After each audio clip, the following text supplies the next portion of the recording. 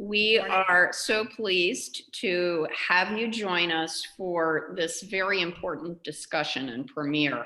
Since taking office 2 years ago, I have had the opportunity to travel the state with DITA to talk with people about confronting and preventing an increase in opioid addiction.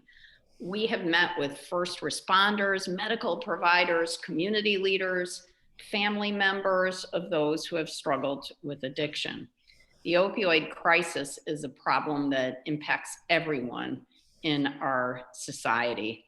Governor Lamont and I have been dedicated to continuing to find new ways to fight this epidemic and put an end to it.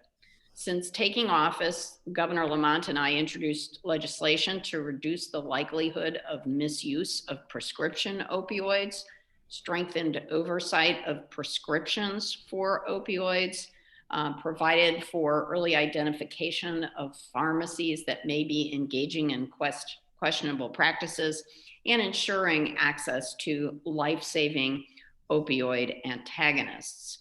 Our Department of Mental Health and Addiction Services launched a Live Loud public awareness campaign, and that campaign consisted of a series of social media, radio, transit, and billboard spots directing those who are actively using heroin or misusing prescription opioids, their families and their communities, to how they can get support and encourage treatment and educated people on treatment options. These are just some of the things that we have been working on at the state level. And again, we continue to be dedicated to finding new ideas and creative solutions. And so today, you will see a short film produced from a discussion that DITA and I had with fellow state leaders about opioid addiction. Unfortunately, in the midst of the COVID-19 pandemic, we've seen a rise in the number of victims from this crisis. In 2019, there were 1,200 unintentional deaths related to overdoses. And from the period of January to the middle of December of 2020, there were 1,259 confirmed drug overdose deaths and 276 pending cases waiting for toxicology confirmation. So sadly, the number of overdose deaths is increasing. And the discussion in the film that we're about to premiere is so important to watch, as it will train you on how to administer naloxone to those who are confronted with an opioid overdose. We've distributed this film to public access stations throughout the whole state. So from the beginning, from now and throughout the month of February, you will be seeing this film on your local public access stations, as well as on our social media platforms. Please share it with your networks. And it is my great pleasure to introduce DITA to share information about her work as an ambassador for Shatterproof and some of the background on the production of this very important documentary. DITA, such a pleasure. Well, it's such a pleasure to be here with you, Lieutenant Governor Bysiewicz, and thank you for your advocacy and your partnership in helping to mitigate what is really the biggest public health crisis in the last decade. And I would also like to thank the other leaders that you'd mentioned across the state who are working hard and focused on this epidemic and helped with this documentary, including Senator Richard Blumenthal, Congressman Jim Himes, Demas Commissioner Miriam Delphine Rittman, Liberation Programs President, CEO, and Chief Clinical and Outreach Officer John Hamilton, and Joanne Montgomery, Mountainside Treatment Center Vice President of Strategic Operations Dan Smith, Connecticut Women's Consortium Community Program Lead Kathleen Callahan, and a very special thanks to Steve Ham, who produced this documentary. I worked with Steve on another very important documentary called Fentanyl Madness, I think, which we are also going to show in partnership with you. Fentanyl, as you know, Susan, is the poison that is responsible for killing more than 85% of those who overdose in our state. And this poison has made the opioid crisis a dire one. You know, it was already the addiction crisis was already a real problem, but fentanyl has really made it so that we cannot not put everything into solving this epidemic. And that's why it's so important to do the work that we're doing in creating awareness through those roundtables that you and I have been putting together. So important to create awareness, erase the stigma, and providing access to harm reduction tools such as Narcan. And Susan, as you mentioned, I'm an ambassador for Shatterproof, a nonprofit national organization dedicated to helping families through the devastation of addiction disease. And as you know, I'm also a grieving mom myself. 2.5 years ago, our son, Alec Pelletier, lost his life to fentanyl poisoning through an accidental overdose on his 26th birthday while living in a sober home in Canaan, Connecticut. And it seems like just yesterday that we shared our last hug goodbye, and every day since his passing has been a tough one and a long one. But, you know, the biggest tragedy in Alec's death is that our family is far from being alone in this loss. You mentioned some of those numbers in Connecticut, up 22% since the pandemic hit, and all those great policies that you mentioned. You know, I think we were finally getting at a point where the overdose deaths were plateauing, and then the pandemic hit, and now those numbers are up 22%, which means, you know, last year when the numbers are finalized, it's probably closer to 1,500 people in our state, 70,000 across the country, but again with the pandemic, probably closer to 100,000. And so, you know, when the curtains come down on COVID-19 and a vaccine is finally successfully distributed nationally, what will be left in our country is additional hundreds of thousands of deaths due to overdose, alcoholism, suicide, and we can't wait a day longer to make mental health and addiction an urgent priority. So this film is you know, a one way to make sure that we educate the people in our state and give them access to life-saving naloxone. Naloxone is triggers sort of the anti overdose and gets people breathing again until you can call the paramedics and get them safely into hospital care or medical care. And so I'm really happy that we could put this out. It's incredibly important that people watch it, people tell others to watch it. The instructions are given in the film on how to obtain Narcan. One of the other policies that the state has passed, as you know, is a wider distribution to Narcan in our schools. But I think everyone in our state should have a package of Narcan readily available, because that's how pervasive this disease is. You have no idea who has it, who is suffering from addiction, who may overdose. And again, with fentanyl, people like my son inadvertently overdose unwittingly with this poison, which is everywhere in our state. So it is very important, this film, in terms of getting that out. One of the things I want to mention, Susan, before we go to the film is we don't have to look that far to see how harm reduction is so helpful. It's in fact, it's critical. The scourge of illicit fentanyl is deadly. And we are up against a race of time to keep to keep people alive long enough to get them on the path to recovery before fentanyl hunts them down and kills them, like my son. So to do this, we need the type of real-time data collection and sharing that is being seen with COVID-19.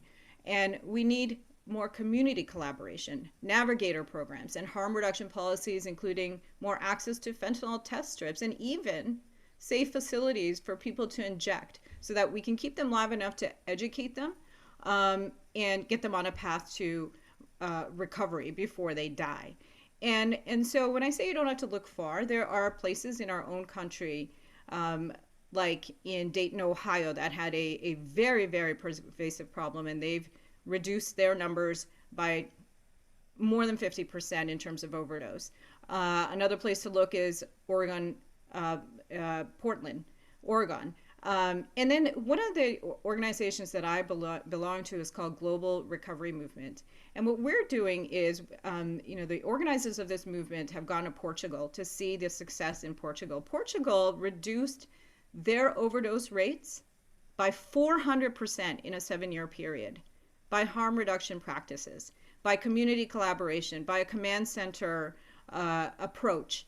Those are real numbers that we can't deny. There's 10 million people, 10.5 million people in Portugal. There's just over 4 million people in the state of Connecticut. Those are models that our state can look at to save lives and get people back onto a path of recovery. So I think it's very important that we look at other approaches. I know some of this goes on in our state, it goes on in Eastern Connecticut. I think we need to replicate this on a very large scale.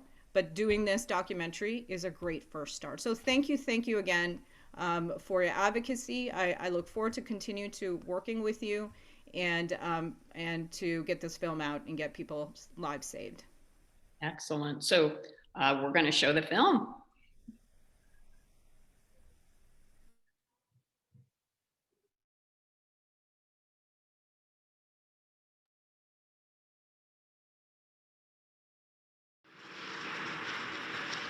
Connecticut is.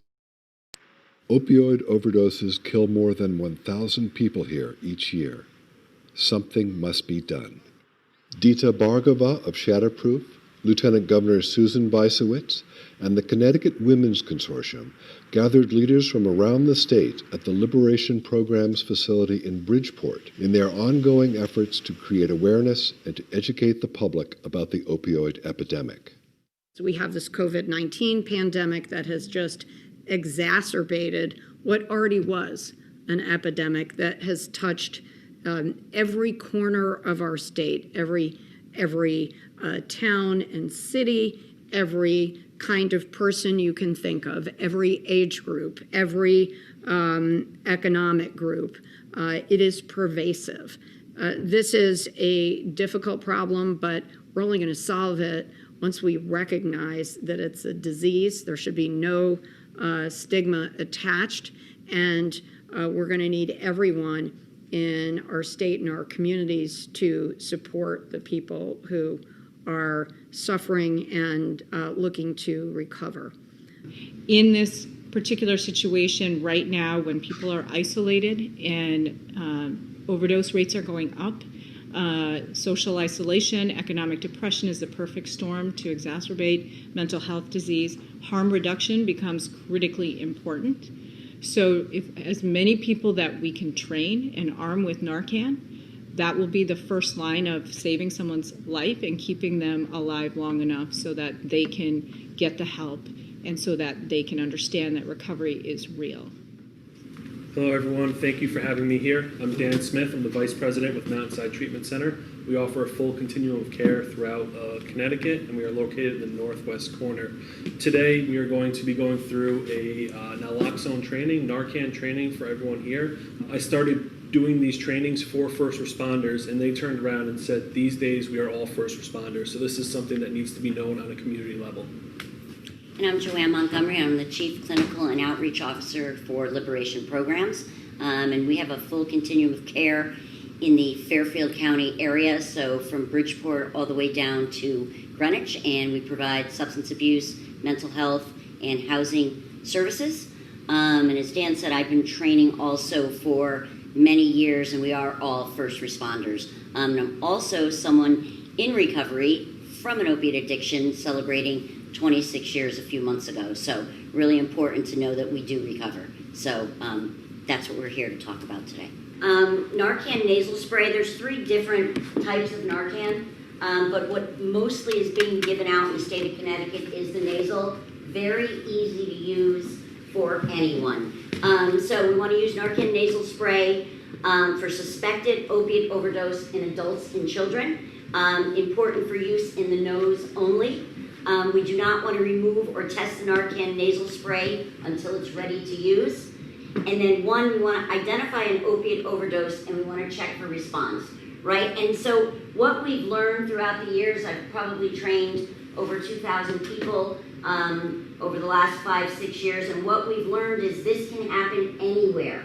So people are like, oh, Why do I need Narcan? I don't know anybody who has an addiction. It happens in the bathroom of Burger King. It happens in the park down the street. So everyone, regardless of whether you think you know someone with an opiate addiction or not, you should be carrying Narcan with you. So we want to ask the person if he or she is okay and shout their name. So if someone is just taking maybe a little bit too much of opiates and they're not actually in an overdose, if you're to tap their shoulder or yell their name, they will respond. Right? So we want to make sure they're non-responsive before we actually give them Narcan. You want to shake the shoulders firmly, and you want to rub the middle of the chest, their sternum. I don't know if anybody's ever tried this, but if you get your knuckles and you rub down the sternum, it's going to make somebody react because it hurts. And you want to check for signs of opiate overdose. So they will not wake up or they don't respond to your voice or touch. Probably means that they're in an overdose. Breathing is very slow, irregular, or there is none. And the center part of their eye is very small, sometimes called pinpoint pupils. You can usually tell in someone's eyes if they've used opiates. And you want to lay the person on their back to receive a dose of Narcan nasal spray.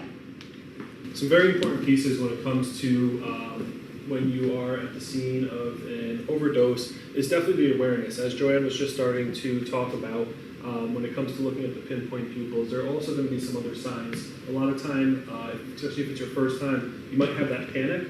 I always like to refer to this as the swimming duck.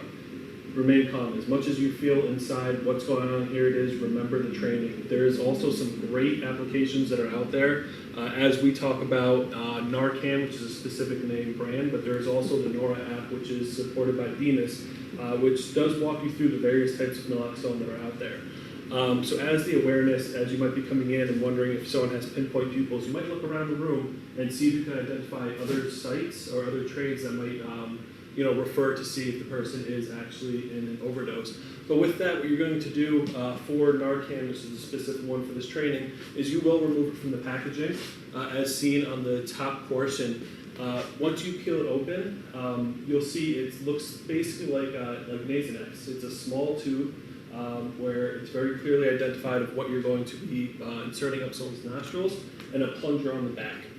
So you're going to hold it between your fingers, and I do have a video coming up shortly to be able to use it. Now be very careful as you're going to bring this, to revive someone. When you insert it up their nostrils, you want to make sure that it's actually inserted up there before you squeeze it back, or you might be using some of the medicine before it's actually going to be able to help them. So you're going to generally insert the tip of the nozzle into their nostrils, and then you're going to press firmly going up onto each side.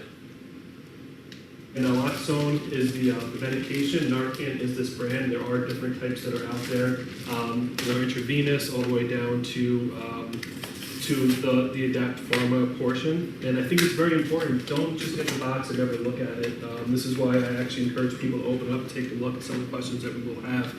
But as you can see, it does have the plunger that is in there. It does have directions that are in there. But it really is as simple as you're looking at it. When you're inserting the 2 fingers above, and you're pressing once it is inserted in someone's nostril. So some very important kind of portions behind it. We will have some question and answers. And to Joanne's point, some of the items that we're covering later on in this slideshow, when we start to talk about the severe effects of fentanyl and what it actually does when it attaches to your mu receptors.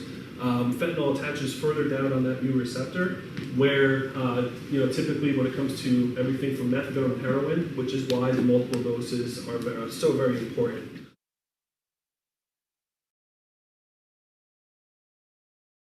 How to use Narcan. On average, 115 Americans die every day from an opioid overdose. Knowing how to properly use Narcan could save a life. If you find someone unresponsive and suspect that they're suffering from an opioid overdose, call 911 immediately. While waiting for emergency personnel, administer Narcan. Step 1. Tilt the person's head back. Step 2. Peel back the package to remove the nasal spray. Step 3. Hold the nasal spray with your thumb at the bottom of the plunger and your second and middle finger on either side of the nozzle. Do not press the plunger until you are ready to administer the medication, as this could waste the medication. Step 4. Gently insert the tip of the nozzle in either nostril and press the plunger firmly until the entire dose has been administered. Step 5. Remove the device and place the person in the recovery position. Turn the person on their side, and if possible, put their hands on their head and their upper leg forward. Continue to monitor their symptoms. If they do not regain consciousness, administer another dose of Narcan in the other nostril.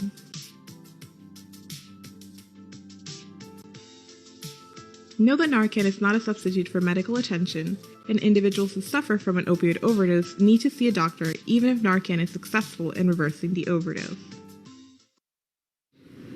So some of the things that are very important when it comes to administering, to what Joanne was saying, is the actual half-life that it has to some of these substances effect. So when it does attach to your receptor, you might be aware and awake, and you can actually go back into overdose without taking any more substances that you were previously using. So that's why it is very important. As much as you have one, you might revive them and they're aware, they're showing that they're conscious, but staying with them until paramedics come, because depending on what the substance is, it could be a half hour or 45 minutes later, and they can actually go back in and they did not use anything once the medicine wears off. So that's why it is very important. And as we were talking about before, I didn't pull out, there are 2 doses of 4 milligram that are in here. Some of the differences that we're going to talk about later on in this presentation is the idea that yes, you can, if you were to go to the corner store and buy alcohol, you do understand how much, because it's regulated, you understand what's in there. Versus when you're buying heroin or fentanyl off the street, it's not regulated. You don't know if that one bag has hot spots that are in it. There's some great different tools that DEMIS is actually giving out, DPH is giving out when it comes to fentanyl testing strips that we do also have here today that do help people when it comes to it. So as we were talking about the rescue position, so when the person wakes up, explains to them what happened. They're going to be in shock. They're not going to fully understand what's going on, who you might be, depending where it is. Again, the naloxone might wear off in 39 minutes, so it is important. Not everyone is going to choose to go and seek immediate medical attention, so it is very important to be able to stay around in case the naloxone does go, or the naloxone wears off, so you are able to help them in case they are in need again. So typically skip them for about 3 hours. That does seem like a long period of time, but during that time, you might be that one person that makes an impact to have them go and seek some sort of different approach to their care and their recovery. And then lastly, when the ambulance arrives, tell them that naloxone has been given. That is very important for them to understand and know. And then just really important, I just want to mention that we've really evolved. There are a lot of hospitals in the state of Connecticut right now that if you show up and you've had an overdose, they'll keep you there until the naloxone wears off, and they will start you on buprenorphine or Suboxone in the emergency room. And then they'll call an agency like ours and say, hey, so-and-so is going to come tomorrow for ongoing dosing. So we've come a long way because most people, after they've received Narcan, they're in serious withdrawal. So their first thing, how do you get out of withdrawal? You use again. So now we have options for them. They end up in the hospital, they get one of these amazing recovery coaches that we now have in most hospitals across the state, and they can be started on medicated assisted treatment so that they're no longer in withdrawal, and then can follow up with an agency that can give the ongoing medication the next day. So we really, I have to say, as bad as the epidemic is, the state of Connecticut has made some huge strides on really helping people to get into recovery. So frequently asked questions, is naloxone safety? What if the person is not even overdosing and I give them naloxone, will it hurt them? So what I always tell my staff, this is a medicated assisted treatment facility. So if someone comes in here and passes out on the floor, it's more than likely they're having an overdose, correct? But if they are not, there's very little adverse reaction to the medication. So let's just say they were having a seizure and I thought, because I'm not medical, that it was an overdose and we gave them the medication, nothing's really going to happen. So can someone overdose on naloxone, or what if I give too much? So there was a lot at the beginning when we first started doing this. What's the street value? People are going to, there is no street value. People don't want this. Even when they're overdosing, they don't want it. And I have yet to have someone wake up from an overdose and thank me. They usually wake up and let me know about myself and tell me I was just high, I wasn't overdosing. And I'm like, you were purple, so yeah, you were overdosing. But no street value, you can't give too much. What if someone is overdosing, is pregnant, they can have Narcan too.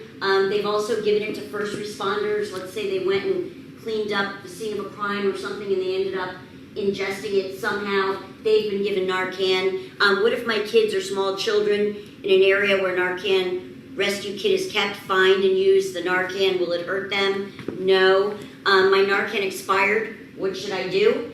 And obviously, if you go on the Department of Public Health website, and it's probably on the DEMIS website too, a bunch of us are like DPH trainers, and we have the Narcan that's been given to our agencies, and you can always just call us up and say that you had Narcan and you need more, and we would come out and get it to you. And what if the Narcan gets hot or freezes? Will it still work? So they do have a temperature on the box, but we know for a fact through our clients that they have like lived under the bridge in extreme cold or extreme heat and used Narcan and it still worked. So there is a temperature on it, but we know a lot of our first responders leave it in the glove compartment of their squad car. So there are guidelines to follow, but it pretty much works. And even if it's expired, it still works. So that's good information to know. Correct. And the FDA actually just did release information that naloxone is good for about another 12 months off everything that was issued during 2019 into 2020. So if it is expired, it doesn't mean that potency is not there and that it's not going to be able to work. It is something that you can still work. But at any time, you can go on the DPH website. Joanne and I are listed on there as community trainers. Joanne for kind of Danbury down to Fairfield, myself in the northwest corner of Connecticut, and we're able to provide different naloxone that is out there. As well as when everyone receives a kit today, if you do use the naloxone, we do hope that you will circle back and report to us because we are entering this into the state of Connecticut's system, so we're able to identify. There's different forms of information that we have, everything from OD map all the way down to, I believe it's now EC2 prevention, which are two different systems that we're entering this data in. We're getting real-time information around hotspots. We're getting real-time information around different types of substances that are out there and some of the different stamps that might be on these bags that are really helping when it comes to taking a proactive approach on where to best be able to hand out some different doses of naloxone.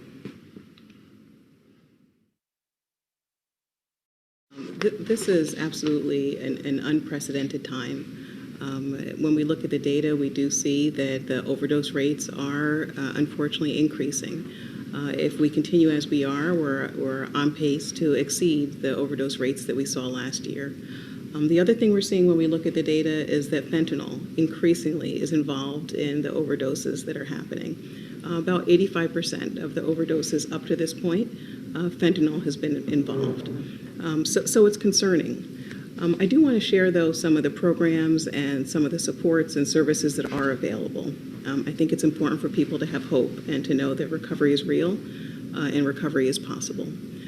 So one of the things that we're doing is we are working to really blanket the state with Narcan. We're disseminating it to our community providers, to police departments, to Department of Corrections, to all over the state. When we get an overdose alert, we'll often call a municipality to see, do they need any additional Narcan? Narcan truly is life-saving. We know it can help to reverse an overdose. So we're working to get the message out that people should contact their pharmacies and certainly carry Narcan with them. I also want to share that we have recovery coaches also that are available. Recovery coaches can help to provide hope and let people know that they can get to the other side of what they're struggling with. We have recovery coaches now in 20 emergency departments across the state. If a person is struggling, they end up in the emergency department, they can be connected with a recovery coach who will connect with them and do ongoing phone calls to try to get them connected to services and supports. We also have mobile medication-assisted treatment, and I'd be remiss if I didn't say kudos to the Liberation Program team, who is hosting us here today and who's really done such a great job with their mobile medication-assisted treatment van. They have peace, love, liberation on the side of it. And through the van, they're able to get out medication-assisted treatment, but also to give people information about harm reduction and where and how to access services and supports. So the mobile MAT is something that we now have in 6 hotspots across the state, and so that's been a priority area as well. A couple more things. I just want people to know also that if they're struggling, they can call our 1-800 number. It's 1-800-563-4086. Again, 1-800-563-4086. They can receive an assessment over the phone and be connected to the appropriate level of care. If they need a ride to detox, we'll also give them a ride to detox. And so that's another resource that's out there that I want people to know about.